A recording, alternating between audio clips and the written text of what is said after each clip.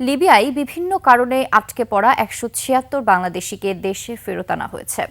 আন্তর্জাতিক অভিবাসন সংস্থা IOM এর সহযোগিতায় ভোররাতে তারা শাহজালাল আন্তর্জাতিক বিমানবন্দরে পৌঁছান।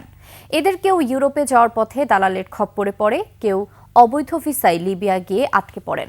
জানান আরও অনেক বাংলাদেশি মানবেতর দিন যাপন করছেন। তৌহিদুর রহমানের রিপোর্ট, জানাচ্ছেন নাইম আহমেদ। মাদারীপুর, নোয়াখালী, সিরাজগঞ্জের হতবাঘা এই মানুষগুলো ভাগ্য বদলের আশায় পাড়ি জমিয়েছিলেন লিবিয়ায়। তবে দালালের খপ্পরে পড়ে সব নিঃশেষ করে কোনো মতে প্রাণ নিয়ে দেশে ফিরেছেন। সইতে হয়েছে নিষ্ঠুর নির্যাতন। এক পর্যায়ে আমগো এলাকারই উনি এলাকার বলতে উনি ঢাকাতে থাকে, উনি আর কি দেশ বিদেশের লোক নিয়ে আর কি নেওয়া আদম ব্যবসা করে আর কি, ওনার মাধ্যমে এগুলা কন্ট্যাক্ট হয়েছে। দালালের মাধ্যমে যেমন গেছি, কাজের উদ্দেশ্যে গেছি, কাজ করছি, ভালোই কয়েকদিন কাজ করছি, তারপর যখন এরকম বেচাকেনা এটা তো আর জানি না। এর মধ্যে ১০৬ জন আটক ছিলেন ত্রিপোলির তাজুরা ডিটেনশন সেন্টারে। বাকি ৭০ জন বিপদগ্রস্ত অবস্থা থেকে স্বেচ্ছায় দেশে ফিরেছেন। তারাও জেলখানায় কষ্টে দিন কাটান। ডিটেনশন সেন্টারে ছিলাম, এয়ারপোর্ট থেকে ওইখান থেকে বাইর করছে, টাকা দিয়ে বাইর করার পর দিয়া পাসপোর্ট জমা দিয়ে IOM এর মাধ্যমে তারপরে বাংলাদেশে আসছে।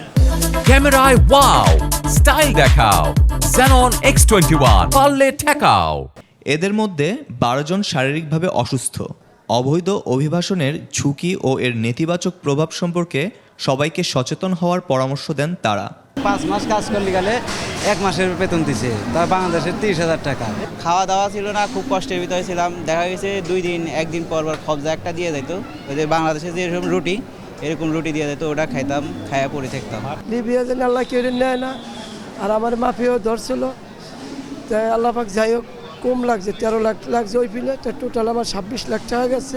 আর্জেন্ট কেউ ওদিক না যায়, আর ওই লোকগুলা যেন বাংলাদেশে সুস্থভাবে আসতে পারে। বাংলাদেশ দূতাবাসের সরাসরি তত্ত্বাবধানে 2017 সাল থেকে এখন পর্যন্ত ৯,১৮৩ জন বাংলাদেশি দেশে ফিরেছেন। নাইম আহমেদ, ২১ টেলিভিশন।